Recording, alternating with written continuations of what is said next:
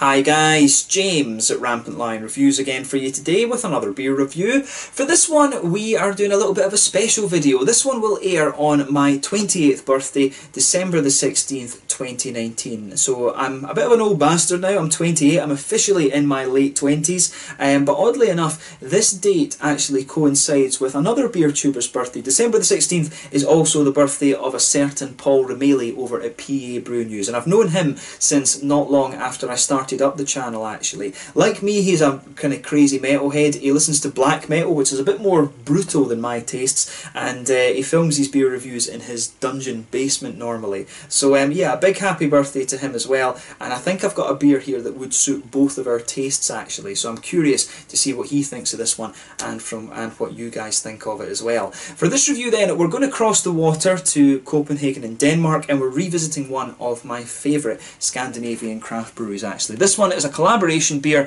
and the home brewery is Amager Bryghus from Kastrup in Copenhagen. The beer itself is called the Black Rituals, a 10% Imperial Stout, one of Paul's favourite styles, and it's brewed in collaboration with Voodoo Brewing Company, who come from Meadville over in Pennsylvania. Now, Paul, I think, is fairly clued up on this brewery because they are very well known for Imperial Stouts. As I mentioned, one of his favourite styles. They're known mainly for the Man Bear Pig, which is a really quite famous Imperial Stout actually, so hopefully I can review that for you on the channel at some point soon. But next year you will see a few collaboration reviews with Paul. I'm going to go down to Pennsylvania and meet up with him. I'm over in America for a friend's wedding, and I'll do a little bit of a beer tour and things like that. I hate to think how much beer is going to be consumed on that trip to America, because there's Massive Matt as well, who I'm going to meet up with in New Jersey, but we'll need to see how it goes. But I think for my 28th and Paul's 38th birthday, we've got quite a nice beer to celebrate, so I really hope that you guys enjoy my take on this one. And always cool to encounter a new Pennsylvania brewery as well, because most of the Pennsylvania beers I've had so far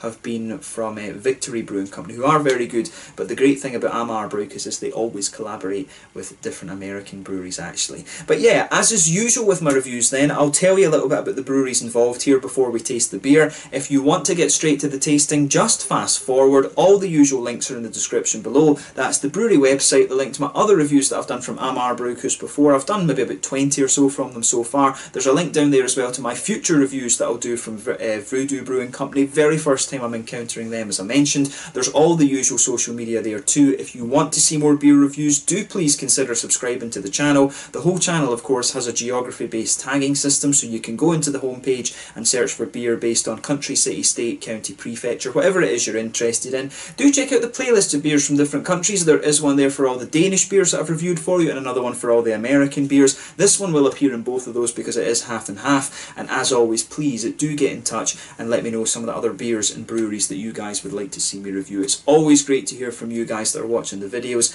and the support that you show the channel is hugely appreciated. So anyway, on to my brewery notes then to tell you a little bit about the breweries then. We'll start off with Amager Bryghus, since they are the home brewery in this case. So Amager Bryghus, as I've told you before, are based in Kastrup in the southern part of Copenhagen in Denmark, and these guys are probably one of the best known Danish craft breweries, and I think they're actually one of the larger by volume craft beer producers in Denmark. I think Toul might overtake them soon with their new Toul Village that they're doing, but for a long time Amager Bryghus have been one of the larger by volume brewers in Denmark. But the brewery was established back in April of 2007 by two friends. This is Morten Valentin Lundsbach and Jakob Storm, and both of these guys had been avid home brewers for a number of years. But apparently in school the pair were forced to do a chemistry and physics project together, and so they wrote about the fermentation process that went on in beers, and this it really just planted the seed for them to go and eventually found their own brewery. But both gained their brewing diplomas from the Scandinavian Brewing School back in 2008,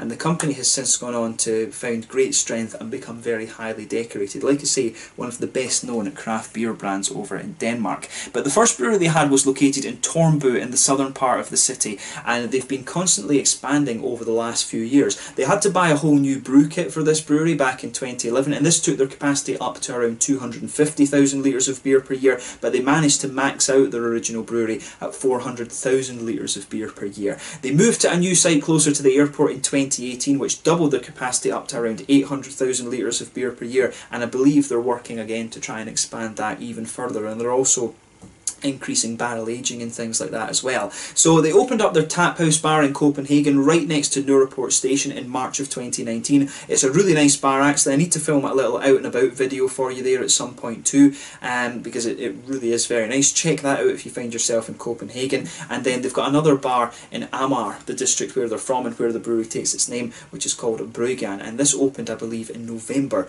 of 2019.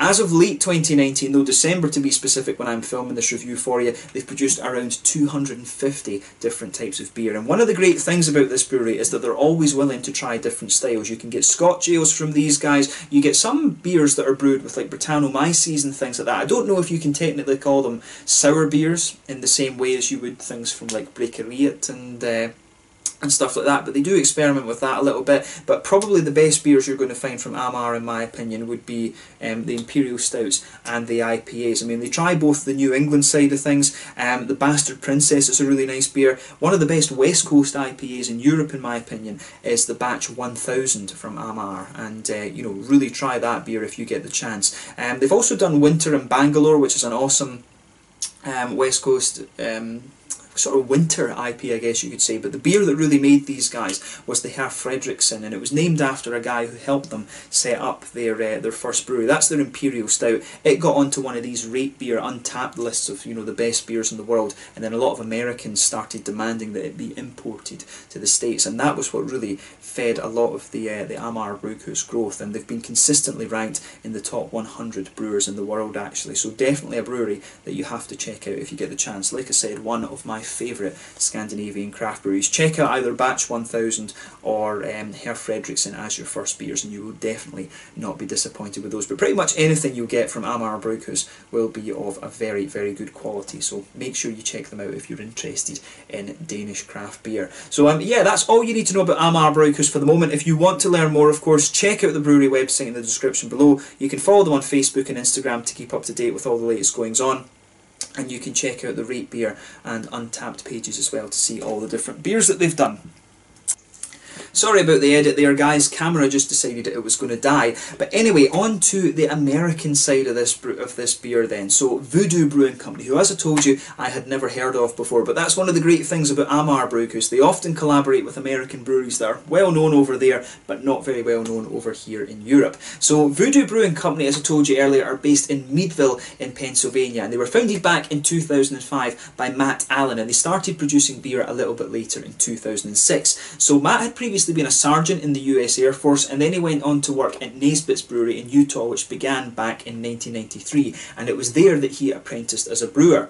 From then he went to work at Brew Bakers in Washington before going to Michigan to work for Jackson Brewing Company and then Copper Canyon Brewery, and then he moved to Pennsylvania to work for Erie Brewing Company and finally for Four Sons Brewery in Titusville, which he bought and renamed Blue Canoe Brewing Company. And this brewery, along with Voodoo, were part of the Allen Brewing Group, which has been around since 1996. In 2010 though, Kurt Rachoki joined the company after, you know, just volunteering to help out, and he was trained by Matt as a brewer. But when he joined the company, they were in really kind of dire financial straits, and so to help out he enlisted his brother Matteo, and he really kind of turned the business side of things around for them. So they started to get things together. They opened up their pubs, which began in Meadville back in 2012, which was actually opened in an old fire station. If you look at pictures of this brew pub, it looks really quite nice actually, so hopefully I can visit that at some point. But today the general manager of the company is Jake Volker, and he's really pushed a pub franchising program rather, and they've now got a lot of different locations. There's one in Erie, one in Homestead, Lancaster, State College, Cleveland in Ohio, and they've also got a little pub in the Pittsburgh airport as well. So Matt Allen left the company in 2016, and Matteo and Kurt began an employee shareholding program, and they said that they wanted to do this really to encourage their employees to stay at the company, because they regard them as, you know, some of the best brewers in the world. And this brewery, like I say, do have a very good reputation when it comes to barrel aged beers and stuff like this. And it's particularly the Man Bear Pig that's quite famous, named of course after the South Park character, I guess you could say. And I think it was Kurt was watching that episode of South Park back in you know, back in like 2008, 2009 or something like that, and he said he just thought this was hilarious, the one that takes the piss out of Al Gore. So he wanted to introduce a beer that had a man element, a bear element, and a pig element to it, and that's one of the ones that really helped Voodoo Brewing Company make their name, if you like. But as of December 2019, when I'm filming this review for you, they've produced around 350 different types of beer. As I mentioned, a lot of their beers, a lot of the stuff they're famous for is their barrel aging program. So I can imagine that this is maybe one of Paul's favourite Pennsylvania breweries, actually, simply because of the styles they produce. But hopefully I can try some more beers from these guys at some point next year when I get over there. But definitely cool to encounter this brewery for the first time, actually. So yeah, that's all you really need to know about Voodoo Brewing Company for the moment. If you want to learn more, of course, you can check out the brewery website. You can follow them on Facebook and Instagram to keep up to date with all the latest goings on, and you can check out the Rate Beer and Untappd pages to see all the different things that they've done. So yeah, let's get on to the actual tasting of this beer then. So yeah, one of the great things about Amager Bryghus is the artwork that they put on their beers. You can just look at that. It is very black metal, so again, suits Paul O'Malley down to a T. There you can see at the bottom there is the Voodoo Brewing Company symbol, which is quite nice, and you can see here the Amager Bryghus symbol as well. One of the things I noticed is they've actually reintroduced the flags on their beer as well, because Amager, they took the flags off their collaboration beers for a little while, and I complained about that, and they seem to have reintroduced it, so kudos to Amager Bryghus for reintroducing that. There you can also see on the bottle cap the Amager Bryghus symbol there as well, a little tap with the beer coming out of it, and you always get some really interesting blogs on the side of these beers too. So it says here, Edgar Allan Poe, journalist and famous writer of many a macabre Gothic tale, was driven close to insanity by grief over his young wife's untimely death in 1847, aged only 24. Virginia Clem was a sweet, innocent and very healthy young bride when Poe married her as a 13-year-old. Her health deteriorated within so very few years caused such agony to Poe that he initiated his own private criminal investigation into her death. It turned out that Mary Lou Shrew, the lady who tended to Virginia in her sick bed, was anything but a compassionate nurse that she pretended to be. After confessing and being brought to trial, she explained in the Philadelphia court how a jealous ex-lover of Poe, Elizabeth Osgood, had paid her to slowly poison Poe's young wife and perform all sorts of daily black rituals of sorcery and witchcraft, constantly encouraged by an eager Miss Osgood.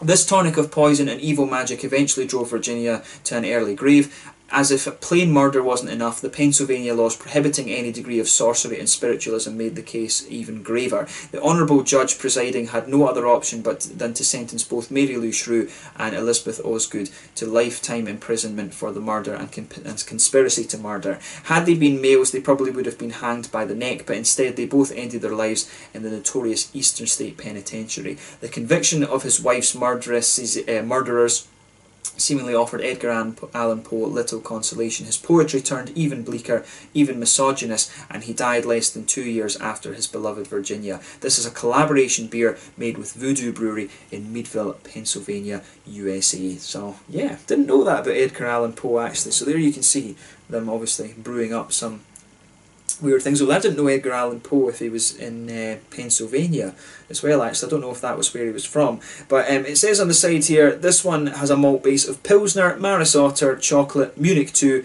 and brown malts, Cara Munich 2 and also some Cara Amber in there. It's got some chocolate rye malt as well, and it's hopped with Columbus, and it uses a UK ale yeast strain. So yeah, should be a really interesting beer that. There you can see, once again, a look at that beautiful artwork on there and that bottle cap. So without further ado, let's get this guy out and we'll get on with the tasting then. A 10% Imperial Stout, and I think this beer is going to be pretty damn good actually. If it wants to open. Oh, that's a bit weird. I've never had that from an Amager beer before. I thought I was going to destroy it there. But let's get it out and into the glass then. Like I say, I think this is going to be an awesome beer for my 28th birthday and Paul's 38th.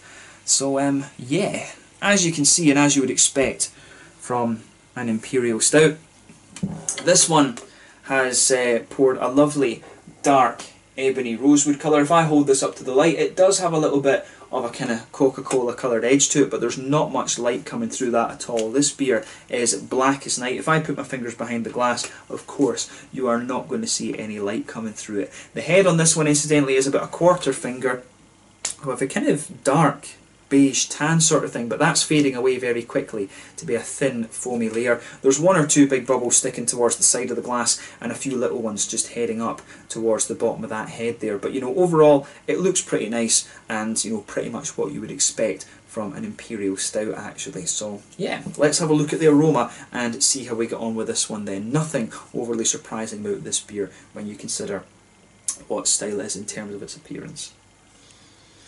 Ooh. Right, this one's quite interesting actually. It comes across as kind of bready and smooth, so, and it's got a good degree of sweetness to it as well actually. So yeah, good bit of a kind of brown bready base to this one. It smells like a little bit of a kind of toasted bread crust, but it's not quite charred as you can sometimes get. But a good bit of brown sugar in there as well. There is a kind of toasty, caramelly note to this one. It comes across as a little bit sweet in the middle of the nose too, which is great. So yeah, I really like how that aroma comes together now that I think about it.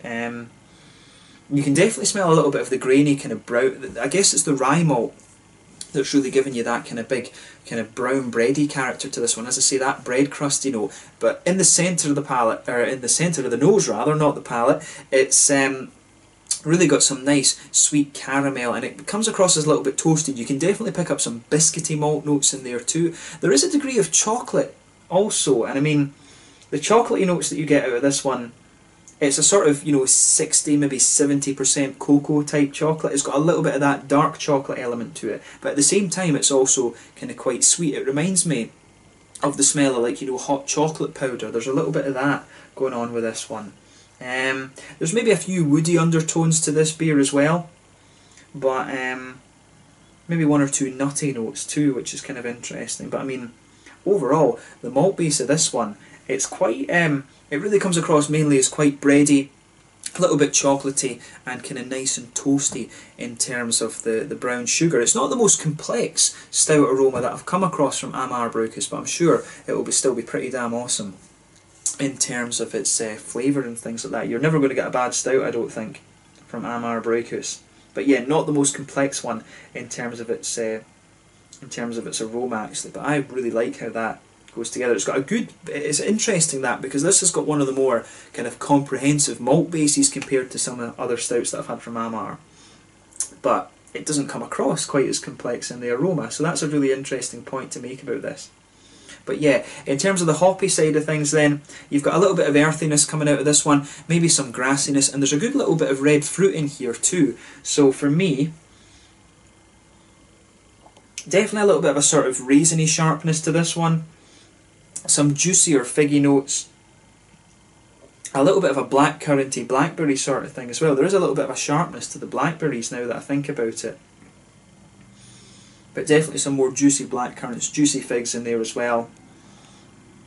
So yeah, a bit of sharpness from the raisin, a bit of a raisiny sharpness, bit of a kind of blackberry sharpness, but it really does smooth out a little bit more and becomes more juicy, like figgy, blackcurranty, the more that you smell of it.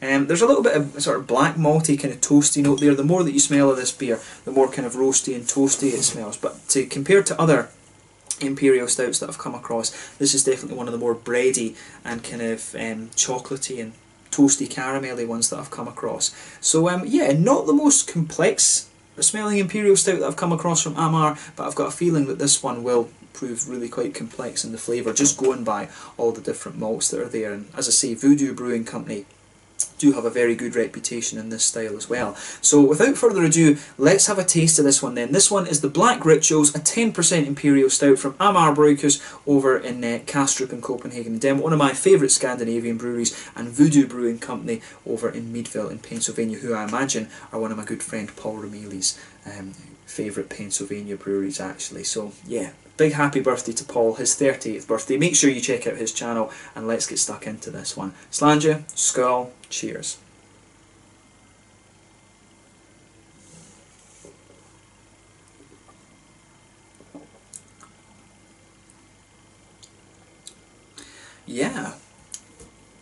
That's really nice actually. It comes across as a lot, first impression is, it does have a good bit of complexity in the malt base. I mean, this is one of those beers where it takes the flavour a little bit of time to just evolve on the palate.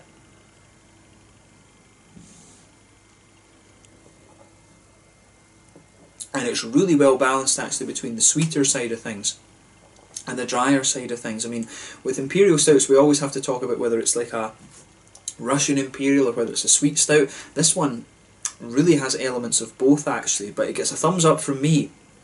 This is another solid stout from both of these breweries, but you know, knowing Amager, I'm not surprised, and having heard the reputation of Voodoo, even less surprised. So yeah, let's try and break down the flavour of this one then.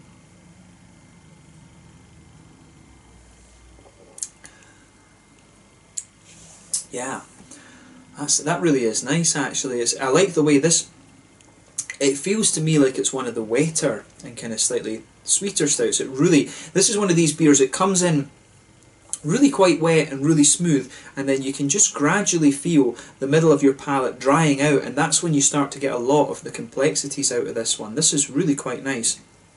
So, middle of your palate then, straight away you can feel that roasty, black malty character. That just blankets the middle of your palate. On top of that, you can feel the sort of rye bready qualities, and that gives you a lot of this kind of toasty, bread crusty note that I was talking about. And I mean, it doesn't come across as overly well fired or whatever.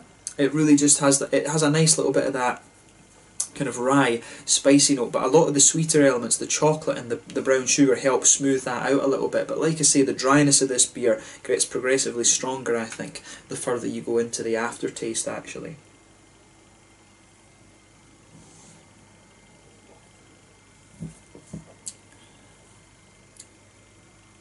Yeah, the beer, I think, it comes in, and when the liquid's on your tongue, it's really quite smooth and quite sweet actually, and then it just transitions to be a bit more dry and things, and as I say, that's when you get a lot of the complexity out of this. So yeah, roasty black malt base, nice kind of smooth rye bready notes on top of that. And if you go to the front corners of the palate and move in a little bit, you'll get a little touch of a woody element out of this one, but that's very, very minimal, to be honest with you. So if you move into the centre of your palate, there is an element of a chocolatey quality to this one, and it is quite a high percentage cocoa chocolate. I think you're talking about 80–90%. It came across as quite a bit sweeter in the aroma, but in the very centre of your palate you've got a nice kind of brown sugary note, and again that comes across as more sort of roasty and toasty in the flavour than it did in the aroma. This is beer, it smells quite a bit sweeter, I think, than it comes across as being in the flavour.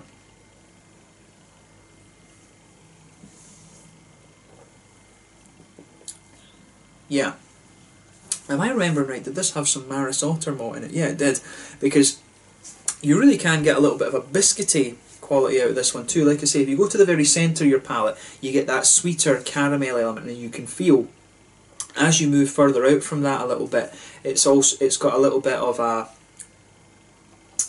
you know, it does have a little bit of a more biscuity quality to it, and that almost sits on top of the chocolate flavour. So it's almost like you've got this kind of circle in the middle of your tongue, and you've got underneath, you've got the roasty black malts and the sort of rye bready notes, then you've got the chocolate, and on top of that you've got the sweet brown sugars and some of the biscuity notes around the edge of that actually. It's a really interesting kind of flavour combination, and if you go from the very centre of your palate forward a little bit, you may get a little bit of a kind of nutty quality out of this one as well, but again that's very minimal. The sort of woody nutty undertones that you might get out of this beer are very, very kind of unusual actually, and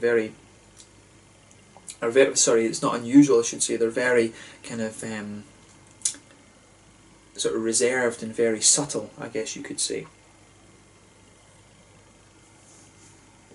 But yeah, if we're trying to describe this beer in terms of style and things like that, I mean, when you take the beer in, it does come across as quite sweet on the palate, but then it really dries out and moves more along to that kind of Russian Imperial Stout kind of thing. I'm sure it said on here as well that it also had some, I thought it said it had a little bit of Pilsner malt in here, which is interesting, and it does.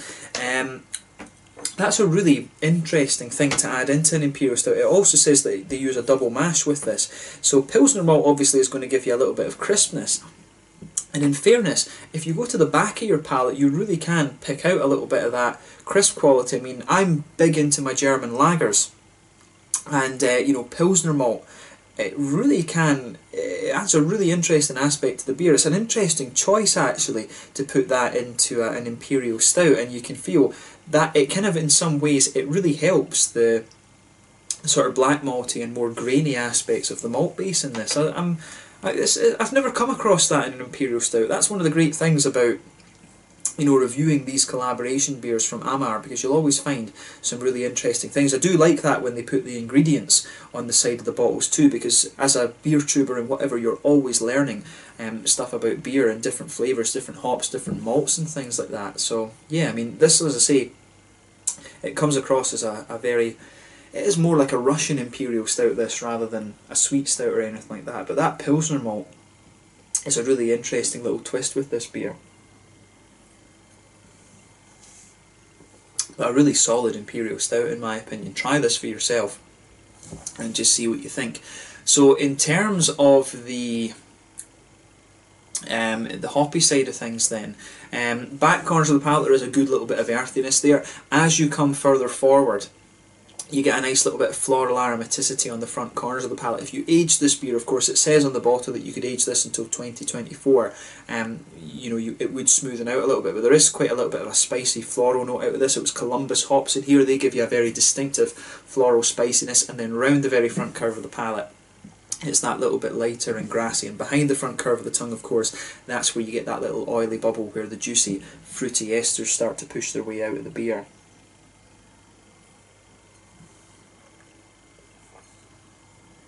And for me, when you take this one in, it's quite sharp and raisiny, maybe a little bit plummy almost as well. So a little bit sharp and raisiny in the beginning, and then it really just juices out a little bit. I mean, you can feel on that front part of your palate, it does roll out a little bit. You get more of the juicy figgy notes, and then the further you go into the aftertaste, I think it moves more towards a sort of sharp blackberry and more juicy blackcurranty type flavour. So yeah, you take it in and it's quite sharp, and then you also get the sweetness from the malts as well, but then the further you go into the aftertaste, it smoothens out and becomes a little bit more juicy, and you can really feel there is a bit of alcohol warmth to this one. This is 10%, so it's by no means the strongest Imperial Stout that you're going to get from Amager Bryghus, but I think this one appears a little bit more boozy compared to some of the other ones, just because of how kind of spicy and stuff it is, sort of spicy and bitter.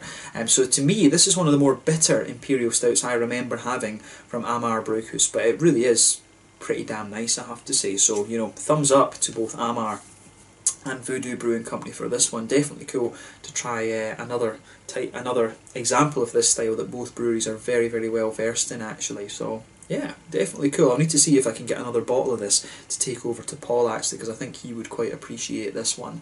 So yeah, the further you go into the aftertaste as well, you will get a little bit of a woody undertone kind of appearing out of this one. I've noticed that with this beer, as it's evolved on the palate, it does become a little bit more woody, but overall it's just a really, really solid beer, this one. So if you get the chance to try it, definitely have a go at it. If you like your more roasty, toasty Imperial Stouts, this one is going to suit you. It's sweeter in the beginning, but then it gradually becomes more roasty and toasty and dry as you go on with it. In terms of the mouthfeel then, it's quite a full-bodied beer. You would expect that from an Imperial Stout, especially one that's double mashed. Carbonation again is quite smooth. It's a big, oily mouthfeel.